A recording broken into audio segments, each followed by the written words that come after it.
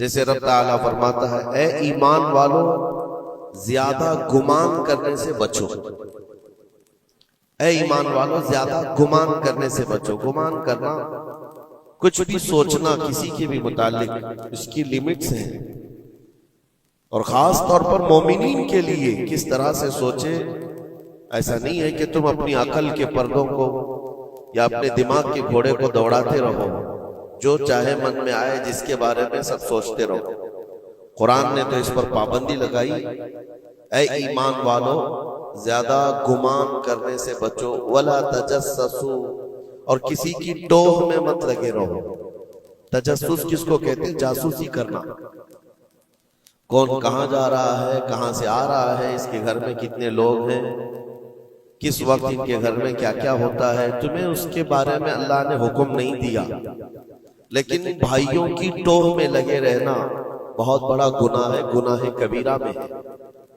وَلَا يَغْتَبْ بَعْضُكُمْ بَعْضًا، اور آیت کا یہ تیسرا حصہ ہے، اور اپنے بھائیوں کی غیر موجودگی میں ان کی غیبت نہ کرو، ان کے خلاف باتیں نہ کرو۔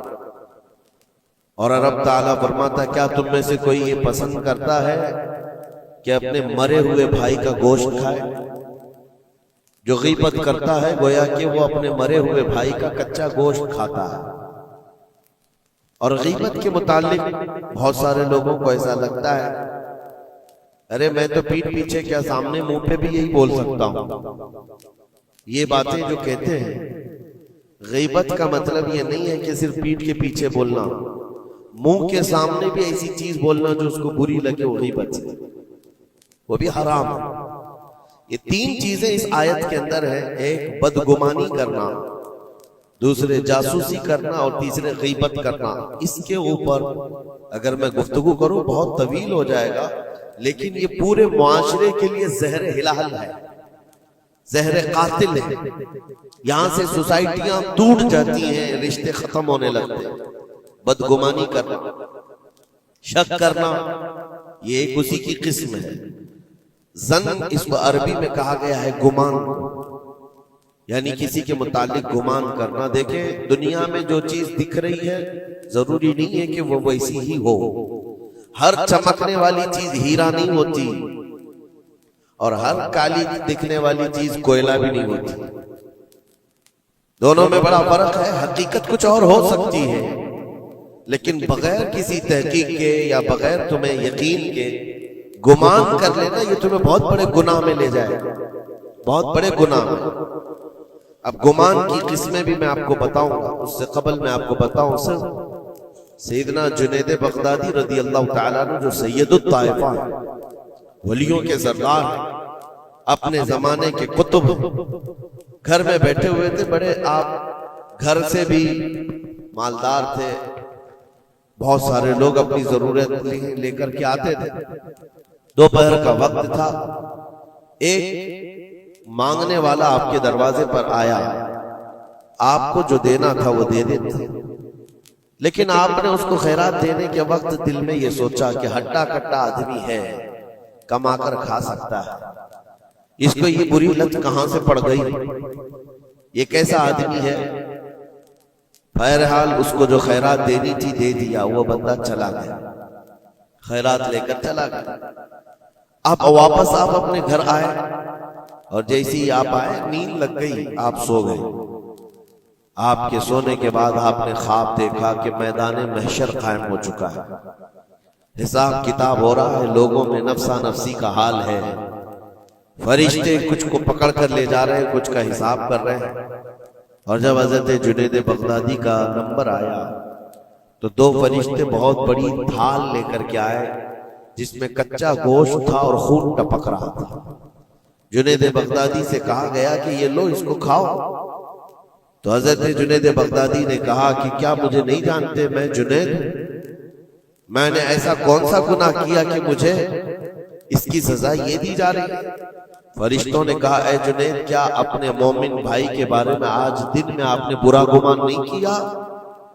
جو آپ کے دروازے پر آیا اس کے متعلق آپ نے بدگمانی نہیں کی؟ تو حضرت جنید بغدادی رضی اللہ تعالیٰ عنہ بچھک کر کے اٹھ گئے، خوف کے مارے نیند کھل گئی۔ اور اس کے بعد بے قراری اتنی آئی کہ ہاں میں نے تو گمان اس کے متعلق غلط کیا تھا، تھوڑا سا ایسا بھی نہیں ہے کہ وہ چور ہے، ڈکیت ہے، ڈاکو ہے، یہ بھی نہیں، صرف اتنا سوچا تھا کہ ہٹا کٹا آدمی ہے، مانگتا کیوں ہے۔ حضرت جنید بغدادی اپنے گھر سے نکلے اس فقیر کو ڈھونڈنے کے لیے کہ جو میرے گھر آیا تھا، اور اس کے بعد ڈھونڈتے ہوئے اس کے پاس پہنچ گئے، جا کر کے اس سے معافی طلب کی، کہا کہ آج تو جو گھر پر آیا تھا میں نے تیرے متعلق یہ گمان کیا تھا کہ تو ہٹا کٹا آدمی ہے اور مانگ کر کھا رہا ہے۔ تو اس کے بعد اس شخص نے جو جواب دیا وہ حیرت میں تھا۔ میرے عزیزوں، نہ وہ فقیر تھا، نہ ہی وہ کوئی کمزور اور مجبور تھا، بلکہ اللہ کے ایک ولی تھے جو ان کے امتحان کے لیے آئے ہوئے تھے۔ حضرت جنید بغدادی رضی اللہ تعالیٰ عنہ کو اس سے زیادہ مال انہوں نے لوٹایا اور کہا اے جنید، تیرے مقامات کو اگر کوئی چیز ختم کرتی ہے تو مومنین کے متعلق بدگمانی کر، اگر تو آج یہاں نہ آتا تو تیرے مقامات روک دیے جاتے، آگے تم نہ معرفت و طریقت کے راستے پر بڑھ سکتے، کیونکہ یہ مرض ہے، یہ بیماری ہے۔ اس بیماری نے تو ہمارے معاشرے کو خراب کیا ہوا ہے۔ بدگمانی سے بچو، یہاں تک کہ لوگوں نے بہت جلدی اپنے دماغ پر یقین کر کے فیصلے بھی لے لیے ہیں۔ آپ مثال کے طور پر کسی گھر سے کوئی نکل رہا ہے اور آپ نے فوراً یہ گمان کر لیا کہ یہ اس گھر میں بدکاری کرنے کے لیے گیا تھا۔ آپ کی نیگیٹیوٹی جو ذہن میں تھی آپ نے گمان کیا اور اس پر یقین کی مہر بھی لگا دی، نہ اس سے آپ نے جا کر پوچھا کہ کون ہے، کیوں آیا تھا۔ اسی طرح کی ایک اور بات میں آپ کو بتاتا ہوں۔ حضرت شفیق بلخی بڑے بزرگ دریائے دجلہ کے کنارے آئے، دیکھا کہ ایک مرد، ایک نوجوان ہے، عورت کو گود میں سلایا ہوا ہے دریا کے کنارے، اور شراب کی بوتل ہاتھ میں لیے بیٹھا ہے۔ اس طرح کا ماحول تو بغداد کا نہیں تھا، پردے کا ماحول تھا، اسلامی ماحول تھا، لیکن کھلے عام کوئی دریائے دجلہ کے کنارے اس طرح بیٹھے اور وہ بھی اولیاء کی نظر پڑے تو ان کے لیے تو بہت حیرت کی بات تھی۔ حضرت شفیق بلخی نے دیکھا، کہا ہائے افسوس، زمانہ کہاں آ گیا، لوگ کھلے عام عورتوں کو لے کر باہر سونے میں باہر مزے کرنے لگ گئے، اور کھلے عام اب شراب بھی پی جانے لگی، شراب بھی پی جا رہی ہے، خود بھی پی رہا ہے، اس عورت کو گود میں تھوڑا تھوڑا سا پلا بھی رہا ہے۔ حضرت شفیق بلخی نے کہا کہ بہت سخت حالات ہو گئے بغداد میں، اتنی عیاشیاں میں پہلی مرتبہ دیکھ رہا ہوں۔ اسی اثنا میں ایک کشتی دریائے دجلہ میں ہچکولے کھاتی ہوئی آ رہی تھی، اور اس کشتی کا بیلنس بگڑا ہوا تھا، وہ آگے بڑھ نہیں پا رہی تھی۔ ادھر ادھر کرتے کرتے اچانک وہ کشتی پلٹ گئی، اس میں 10 لوگ سوار تھے، سب کے سب دریا میں ڈوب گئے۔ یہ جو نوجوان کنارے پر بیٹھا تھا، اس عورت کو جو گود میں لیے بیٹھا تھا، عورت کو اٹھایا اور اس کو سائڈ کیا، بھاگتا ہوا گیا دریا کے پاس، یوں ہاتھ ڈالتا تھا، ایک آدمی کو نکالتا تھا اور باہر کرتا تھا، نہ اس کے پاؤں پانی میں ڈوبتے تھے، یوں سمجھ لیں کہ جیسے دریا میں کوئی کھڑا ہے اور اپنے ہاتھ ڈال ڈال کر کے نکال رہا ہے۔ 9 آدمیوں کو اس نے اپنے ہاتھوں سے دریا سے نکالا اور باہر کیا، اور اس کے بعد ایک آدمی بچ گیا تھا۔ اس نوجوان نے حضرت شفیق بلخی کی طرف دیکھا جو وہیں کھڑے تھے، کہا کہ اے شفیق بلخی، میرے بارے میں بہت کچھ تم نے سوچا دل میں، 9 تو میں نے نکال دیا، ایک آپ نکال دیا، یہ جو جان بچایا ہے میں نے، اور رب تبارک و تعالیٰ نے فرمایا جس نے کسی ایک کی جان بچائی اس نے پوری کائنات کی جان بچائی، پوری دنیا کی جان بچائی، میں نے تو 9 کو بچایا، آپ ایک بچاؤ۔ آپ نے فرمایا اس سلسلے میں بعد میں بات کریں گے، پہلے اس آدمی کو بچا لو، اس آدمی کو بچا لو، میں تم سے التجا کرتا ہوں۔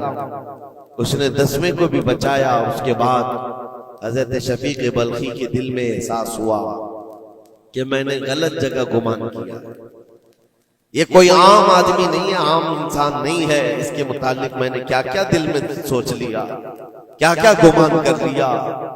تو آپ کی آنکھوں میں آنسو آ گئے اور کہا کہ مجھ سے بڑی خطا ہو گئی، مجھے معاف کریں، لیکن آپ کو اللہ نے یہ طاقت دی ہے کہ آپ دریا پر کھڑے ہو کر انسانوں کو بچا تو رہے ہیں، لیکن یہ کیا ہے جو کنارے پر بیٹھ کر کے کھلے عام ہو رہا ہے؟ کنارے دریا کے بیٹھ کر یہ کھلے عام کیا ہو رہا ہے؟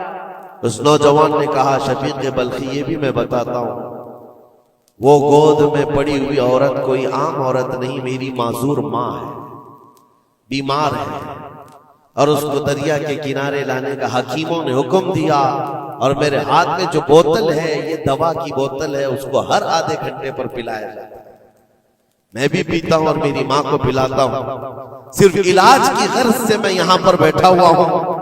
اور آپ نے اپنے دماغ میں کیا کیا سوچ لیا کہ بغداد تباہ ہو گیا، عیاش ہو گیا، نوجوان عورتوں کو لے کر آ کے بیٹھنے لگ گئے، شراب پینے لگ گئے۔ میرے عزیزو یہ بہت بڑے ولی کامل کی بات کر رہا ہوں، حضرت شفیق بلخی، لیکن ان کو خطا کا احساس ہوتا تو وہ روتے، گڑ گڑاتے اور توبہ بھی کرتے۔ ہمارے تو حالات ایسے ہیں کہ ہم نے تو بلڈنگیں بنا لی اپنے گمان پر، عمارتیں بنا لی، فلاں کے متعلق ایسے ایسے معاملات ہیں، اور اسی پر ہم عمارتیں بنانا شروع کر دیتے ہیں، جبکہ ہمارے پاس یقین کے لیے ایک دلیل بھی نہیں ہوتی۔ میرے عزیزوں، بدگمانی سے بچنے کے لیے قرآن کہتا ہے یا ایھا الذین آمنوا اجتنبوا کثیرا من الظن، اے ایمان والو زیادہ گمان کرنے سے بچو، حرام ہے اور کبیرہ گناہ ہے۔ یہاں تک کہ فرمایا گیا کہ بدگمانی کرو گے مومنین کے متعلق، کل قیامت کے دن فیصلہ ہوگا، اور اگر تمہارا گمان غلط نکلا تو ساری نیکیاں تمہاری اٹھا کر اس بندے کو دی جائیں گی جس کے متعلق بدگمانی کیا تھا، اور تم نیکیوں سے اگر خالی تھے تو یہ مت سمجھنا کہ اب کچھ نہیں لیا جائے گا، بلکہ جس کے متعلق بدگمانی کیے تھے اس کے گناہ اٹھا کر تمہارے اوپر ڈال دیا جائے گا۔ اس کے حقوق کی پامالی ہے، یہ حقوق العباد ہے۔ اس لیے یہ گناہ ایسا ہے بلکہ ایک مرض ہے جو لوگوں کے اعتماد کو ختم کرتا ہے، رشتے بگڑ جاتے ہیں۔ مجھے یاد ہے ایک بات بہت پہلے کی، ہمارے زمانے طالب علم، میں نے تقریباً 8-10 سال دیکھا، دو گہرے دوست تھے، بہت گہرے دوست، ایک ساتھ کھاتے تھے، ایک ساتھ جاتے تھے، مشہور تھی دوستی۔ اور اتفاق ایسا ہوا کہ ایک محفل میں بیٹھے ہوئے تھے، ایک دوست جو ہے وہ مجھ سے بات کر رہا تھا، اور اس کا جو دوسرا دوست ہے وہ دور بیٹھا ہوا ہے۔ اب اس دوست نے مجھے کان میں کچھ بات کی، میں نے دیکھ کر ہنسا، وہ بھی مجھے دیکھ کر ہنسا، بات کچھ اور ہی تھی۔ سامنے والے کو ایسا لگا کہ ہم اس کے متعلق پلاننگ کر رہے ہیں، اور اس کو یہ لگا کہ ہم اس کے متعلق کچھ بری باتیں کر رہے ہیں، جبکہ نہ اس کے نام کا مسئلہ تھا، نہ ٹاپک تھا، کچھ نہیں تھا۔ بس اس بندے نے اس بدگمانی کی وجہ سے 10 سال تک بات چیت چھوڑ دی۔ کئی مرتبہ ہم نے بتایا بھی کہ تمہارا میٹر نہیں تھا، تمہارا مسئلہ نہیں تھا، سامنے والے کو یقین نہیں آتا، صرف اور صرف گمان کی بنیاد پر کہ وہ مجھے دیکھ کر ہنس رہا تھا تو میرے متعلق بات تھی۔ یہ اپنے عقل کے فطور پر یقین کر کے عمارتیں بنا لینا تمہیں بہت بڑی گمراہی میں لے جاتا ہے۔ کئی مرتبہ ایسا ہوتا ہے کہ دھوکہ کھا جاؤ۔ اسی سورہ حجرات کی ایک اور آیت میں بتاؤں آپ کو، اللہ کریم فرماتا ہے یا ایھا الذین آمنوا ان جاءکم فاسق بنبأ فتبینوا ان تصیبوا قوما بجہالۃ فتصبحوا علی ما فعلتم نادمین۔ یہ بدگمانی کرنے کا ایک اور ذریعہ، ایک راستہ ہے۔ کیا ہے؟ اللہ فرماتا ہے جب تمہارے پاس کوئی فاسق آدمی خبر لے کر کے آئے تو اس کی تحقیق کر لو۔ یہ اللہ کا حکم ہے۔ کوئی فاسق آدمی، فاسق کون ہے؟ اس کی مثالیں آپ کو مل جائیں گی۔ جو کھلے عام گناہ کرتا ہے وہ فاسق ہے۔ فاسق آدمی جب تمہارے پاس خبر لے کر کے آئے تو رب فرماتا ہے اس کی تحقیق کر لو، ورنہ یہ ہوگا کہ انجانے میں تم کو شرمندگی اٹھانی پڑے گی، تم اپنے کیے پر بعد میں پچھتاؤ گے، الا ما فعلتم نادمین، تم شرمندہ ہو جاؤ گے۔ اکثر ایسا ہوتا ہے کہ کوئی خبر لے کر کے تمہارے پاس آیا اور آج کے زمانے کا بڑا فاسق یہ واٹس ایپ ہے، یہ بڑا فاسق ہے، اس کی باتوں پر کون یقین کرے؟ میرے عزیزوں، لوگ تو صرف ایک دوسرے کی ایڈٹ کی ہوئی تصویروں کو دیکھ کر کے ایمان لے آ جاتے ہیں، ہے نا؟ ایسا حقیقت ہے۔ واٹس ایپ یونیورسٹی کے فارغین تو ابھی زمانے میں بہت ہیں، ان کی نالج صرف اور صرف اسی سے ہے، انٹرنیٹ سے، واٹس ایپ سے، جبکہ ان کی تحقیقات پر اگر لگ جائیں تو اصل وجود میں کچھ ہے ہی نہیں۔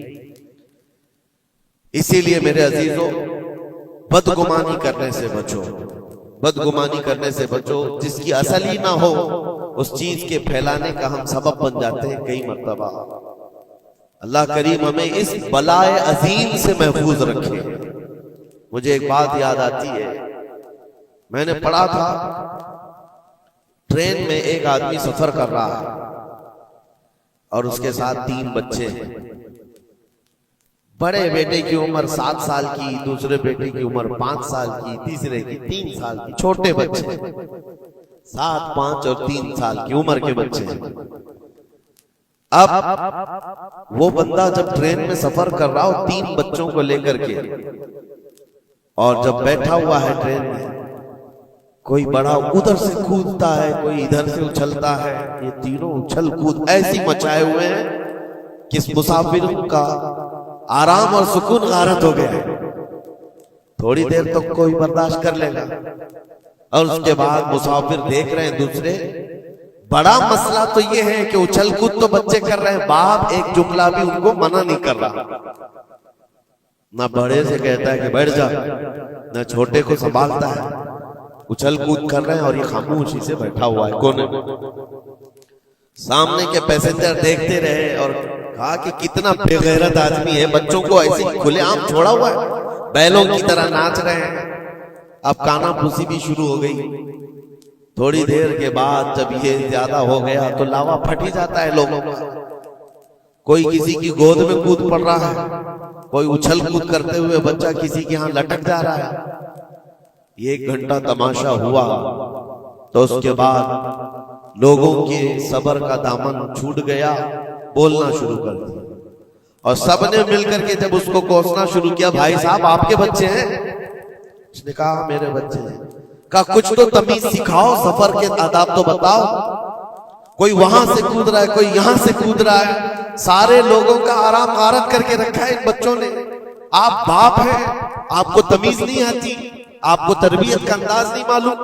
سب کی ڈانٹ ڈپٹ سنتا رہا، اور اس کے بعد تھوڑی دیر کے بعد بھرائی ہوئی آواز نکلی، اس کی درد بھری آواز نکلی۔ کہا میں ان کو تربیت اچھی طرح سے دیتا ہوں، تمیز بھی ہے سب، لیکن مسئلہ یہ ہے کہ آج ہی صبح ان کی ماں میری بیوی کا گھر میں انتقال ہو چکا ہے، وہ میکے گئی ہوئی تھی، یہ بچے میرے پاس تھے، مجھے صبح خبر آئی ہے ان کی ماں کا اچانک دورہ پڑنے سے انتقال ہو چکا، میں نے ابھی تک ان بچوں کو بتایا نہیں کہ ان کی ماں کا انتقال ہوا۔ یہ جتنا اچھل کود کر رہے ہیں، کھیل رہے ہیں، ابھی گھر پہنچیں گے تو ان کی ساری خوشیاں ختم ہو جائیں گی، یہ اپنی ماں کی مردہ لاش کو دیکھیں گے تو سارا اچھل کود چلا جائے گا۔ بس میں اس لیے ان کو اتنی دیر کے لیے چھوڑا تھا کہ جتنی دیر خوشی منا سکے منا لیں، پھر زندگی بھر ان کو ماں کو کھونے کا احساس تو ستاتا ہی رہے گا۔ بس اتنا جملہ اس کا نکلا تو ہچکیاں بند گئیں، جو بغل میں موجود مسافر تھے سب کی آنکھوں میں آنسو آ گئے۔ اب کوئی بچے کو اٹھاتا چومتا تھا، کوئی اس کو گود میں اٹھا رہا ہے، بچوں کو خبر نہیں ہے کہ ان کی ماں کا انتقال ہوا ہے، اور یہ بندہ ان کو سفر پر لے جا رہا ہے۔ لیکن تھوڑی ہی دیر کے لیے دوسرے مسافروں نے کیا کیا بدگمانیاں کر لی۔ میرے عزیزوں، کس کی زندگی میں کیا چل رہا ہے آپ کو خبر نہیں ہے۔ کئی لوگوں کی زندگیوں میں سمندر موجیں مار رہا ہے، اور آپ اسے دیکھ کر کے نہ جانے بے غیرت سمجھ لیتے ہیں، کبھی اس کو بدتمیز سمجھ لیتے ہیں۔ یہ بدگمانیاں ہیں جو بندے کو یہاں تک لے آتی ہیں۔ اور بدگمانی کرنے کا ایک طریقہ یہ بھی ہے کہ حضرت امام راضی فرماتے بندہ بسا اوقات کافر بھی ہو جاتا ہے، کفر تک چلا جاتا ہے بندہ، کیونکہ گمان پر اگر یقین کرنے لگ جائے۔ اس لیے بچو ان چیزوں سے، اور مومنوں کی عزت کو پامال کرنا یہ آسان نہیں ہے۔ صرف اور صرف میں نے کئی مرتبہ دیکھا ہے، اڑتی اڑتی خبریں آتی ہیں تو ہم اس پر یقین کرنے کے قریب ہو جاتے ہیں۔ اللہ ہمیں بھی اس کی ہدایت۔ یہ بہت باریک چیز ہے جس سے بچنا ناممکن نہیں تو مشکل ضرور ہے۔ میرے عزیزوں، اس سے بچنے کا ایک طریقہ یہ ہے، بندہ یہ سوچ لے کہ مجھے رب تعالیٰ نے اس دنیا میں کس لیے بھیجا ہے۔ سب کا حساب کتاب لکھنے کے لیے بھیجا ہے، سارے لوگوں کا اعمال نامہ مجھے پوچھا جائے گا قیامت کے دن، فلاں کیا کرتا تھا، فلاں کیا کرتا تھا۔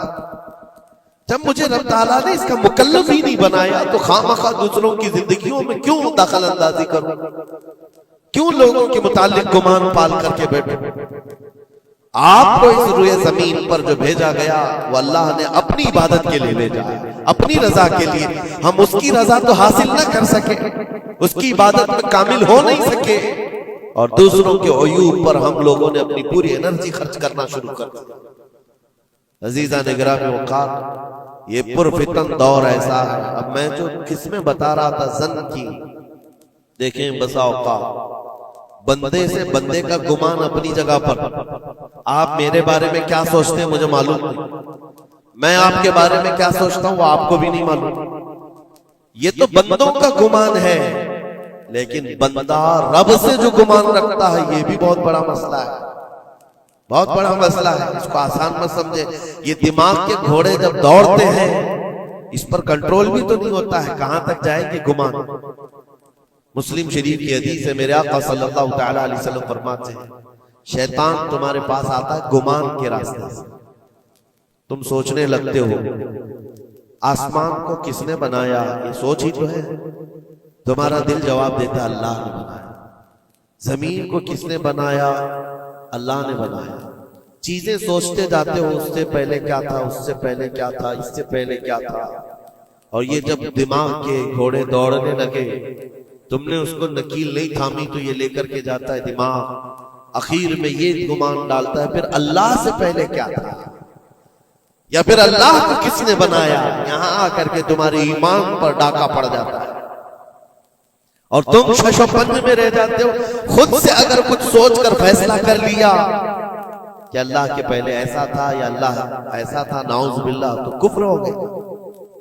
ایک گمان کے راستوں کو آزاد چھوڑنے کا حکم نہیں دیا گیا ہے، اسی لیے میاں ہم اور آپ تو چھوڑیں، اولیاء کی بات بھی چھوڑیں، امت کے جو سب سے اعلیٰ قسم کے لوگ تھے وہ صحابہ تھے، سب سے اعلیٰ، قیامت تک پیدا ہونے والوں میں جو سب سے اچھے تھے اللہ نے ان کو صحابی رسول بنایا۔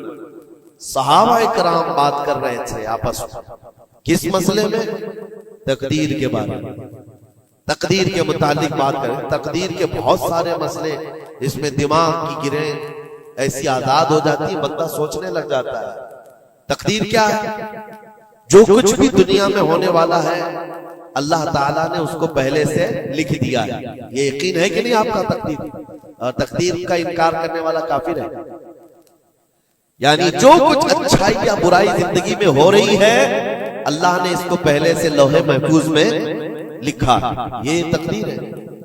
اب بندہ یہاں سوچنے لگتا ہے اگر پہلے سے لکھا ہوا تھا تو مجھے تو وہی کرنا ہے جو وہاں لکھا ہوا ہے، اس میں میرا کیا قصور ہے۔ گناہ کرتا ہے اس کے بعد بولنے لگتا ہے تو پہلے سے لکھا ہوا تھا، کچھ بھی کرے گا اور اس کے بعد یہ گمان کرنے لگے گا کہ وہاں تو لکھا ہوا تھا میں ایسا کر رہا ہوں۔ تقدیر کے مسئلے ایسے ہیں کہ بعض لوگ سوال کرنے لگ جاتے ہیں کہ میاں اگر اللہ نے پہلے سے لکھا ہے تو پھر بندے کا کیا قصور ہے اس میں جو گناہ کرتا ہے، اور اگر پہلے سے لکھا ہوا نہیں ہے تو پھر تقدیر نہیں ہے۔ ان مسائل میں گفتگو کرتے کرتے، گمان کرتے کرتے بندہ کفر تک پہنچ جاتا ہے۔ کچھ فرقے بھی بن گئے اسی بات، جبریہ، قدریہ۔ اب میں یہاں پر اس لیے یہ بات کر رہا ہوں، نبی کریم صلی اللہ تعالی علیہ وسلم نے صحابہ کو منع کر دیا کہ اس مسئلے میں گفتگو زیادہ نہ کرو، تو عام لوگ تو چھوڑیں۔ اب زن کی قسمیں میں بتا رہا ہوں، گمان کی وہ 4 قسمیں بتائی گئی ہیں امام ابو بکر جساس رازی رحمۃ اللہ علیہ نے 4 قسمیں اس کی بیان کی۔ پہلا گمان حرام ہے، دوسرا گمان واجب ہے، تیسرا گمان مستحب ہے، اور چوتھا گمان یعنی نہ اس کے اوپر گناہ مباح ہے۔ اس کی قسمیں ہیں جس میں سے پہلا گمان جو حرام ہے، اور ایک گمان کو تو انہوں نے کفر بھی کہا ہے۔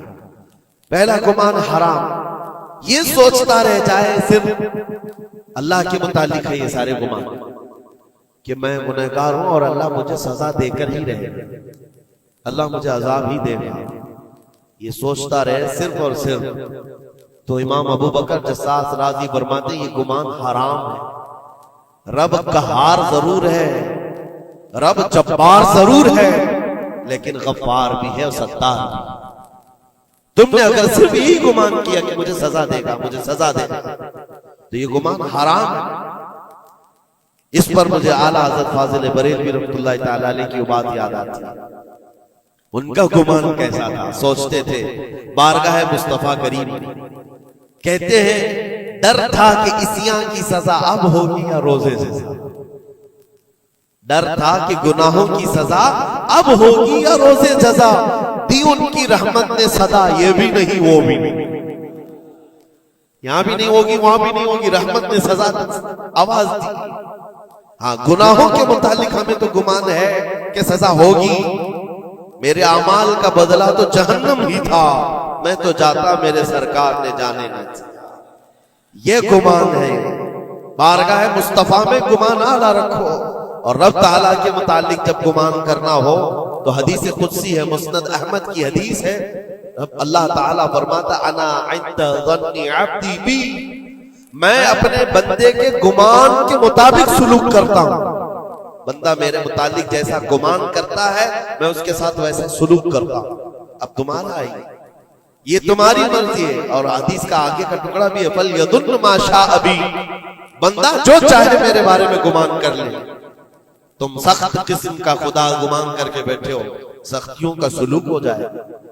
اسی لیے میں نے اس سے قبل بھی ایک بار کہا تھا، جب کسی کے گھر میں انتقال ہوتا ہے فرشتے آ جاتے ہیں، مرے ہوئے انسان کو اٹھانے سے پہلے تک وہ گھر والوں کو سب دیکھتے رہتے کون کیا کیا بول رہا ہے، اور اس کی ساری رپورٹ لے جا کر بارگاہ رب العزت میں عرض کرتے ہیں۔ اللہ تعالیٰ پوچھتا ہے فرشتوں سے، آج اس گھر میں ایک جان کو ہم نے لیا، وہ لوگ میرے متعلق کیا گمان کر رہے تھے، کیا سوچ رہے تھے اور کیا کہہ رہے تھے؟ فرشتے کہتے ہیں اے مولا فلاں کہہ رہا تھا کہ میرے گھر پر بڑا ظلم ہو گیا، میرا عزیز بچہ لے لیا، میرے گھر پر ایسی چیز آفت آ گئی، سب باتیں۔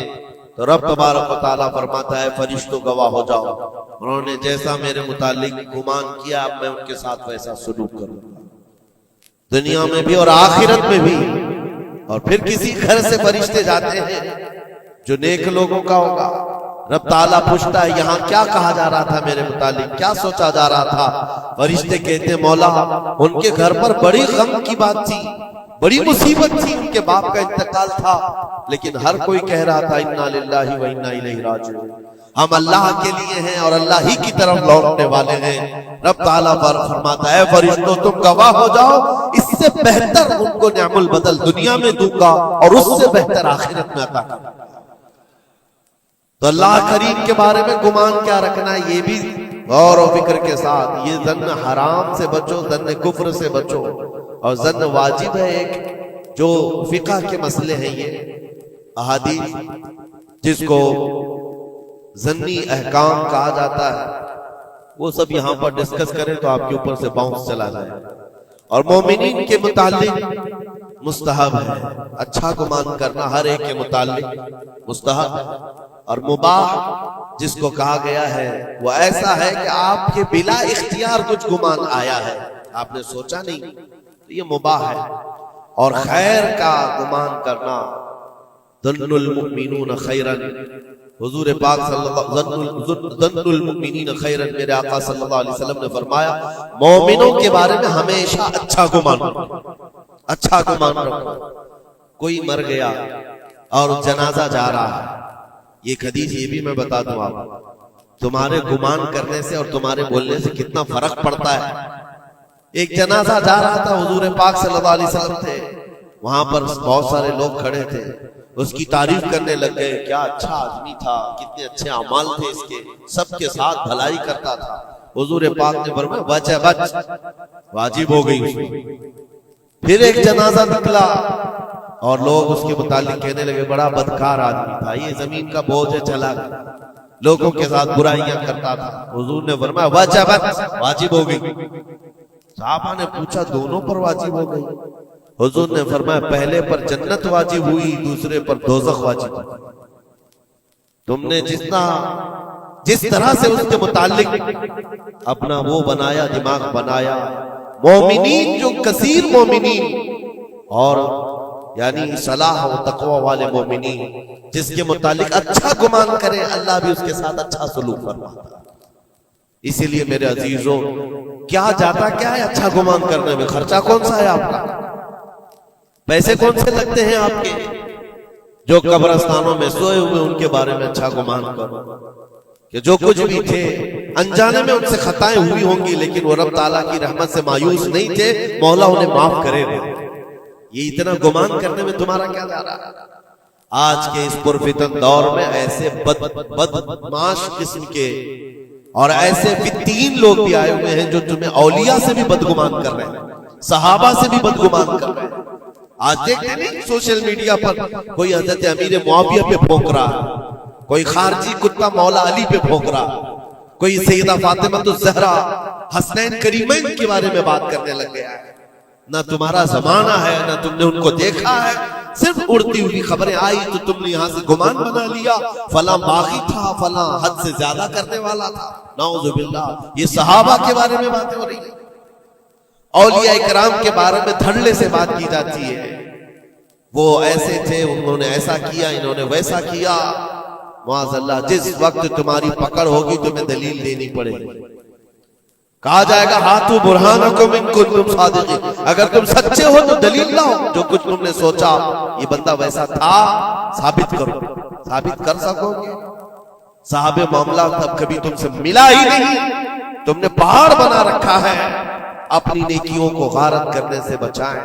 پھر قرآن کی آیت پڑھتا ہوں، اے ایمان والو کثیر گمان کرنے سے بچو۔ اس کے دو حصوں پر تو میں نے بات ہی نہیں کیا، ولا تجسسوا، جاسوسی مت کرو۔ یہ جو ٹپر بنے ہوئے گھومتے ہیں، مومنین کی خبریں پولیس والوں کو دینا، حکومت کے عہدیداروں کو پہنچانا، اس کو تو آج سمجھتے پیشہ ہے۔ یہ 500 کی نوٹ ملتی ہوگی، اس کی مثال ایسی ہے کسی کتے کو ہڈی ڈالی جا رہی ہے اور وہ ان کے پیچھے تم ہلاتے ہوئے بھاگ رہا ہو۔ تمہیں پتا بھی ہے کتنا بڑا گناہ ہے یہ، کتنا بڑا گناہ ہے۔ ارے تم ہے، لعنت ہے ایسی زندگیوں پر۔ تم کو زندگی اس لیے ملی کہ تم مومنین کی اور مسلمانوں کی خبرگیری کرو اور یہاں کی جاسوسی لے جا کر کفار کو دو۔ کل قیامت کے دن کیا جواب دو گے رب تعالیٰ کے بارے میں؟ رب تبارک و تعالیٰ کے ان بندوں کے متعلق جو اسے اللہ پکارتے ہیں، تم ان کی خبریں لے جا کر ان کفار و مشرکین کو دینا چاہتے ہو جو ہماری جان کے پیاسے ہیں۔ مسلمانوں میں سے اگر کوئی ہے تو باز آ جائے، توبہ کر۔ اتنا خطرناک گناہ ہے کہ مرنے کے بعد قبر میں اس کا چہرہ قبلے سے بدل دیا جائے، کب قبلہ سے بدل دیا جائے گا اس کا چہرہ، اس کو قبلے کی طرف رکھنے نہیں دیا جائے گا۔ عزیزان گرامی اوقات، اللہ کریم ایسی بری نوبتوں سے ہمیں محفوظ فرمائے، ایسی بری ڈیوٹی سے اللہ محفوظ فرمائے۔ کریم خدا ارحم الراحمین کی بارگاہ میں دعا ہے کہ ہمیں ہماری عقل پر کنٹرول کی توفیق دے اور ہمیں مومنین کے متعلق حسن ظن کی توفیق عطا فرمائے۔ بدگمانی سے کیے ہوئے گناہوں سے مولا ہم کو معاف فرمائے۔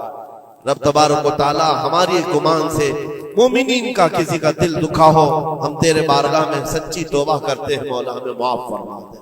وصلی اللہ تعالی علی خیر خلقی محمد وآلہ واصحابہ اجمعین برحمتہ۔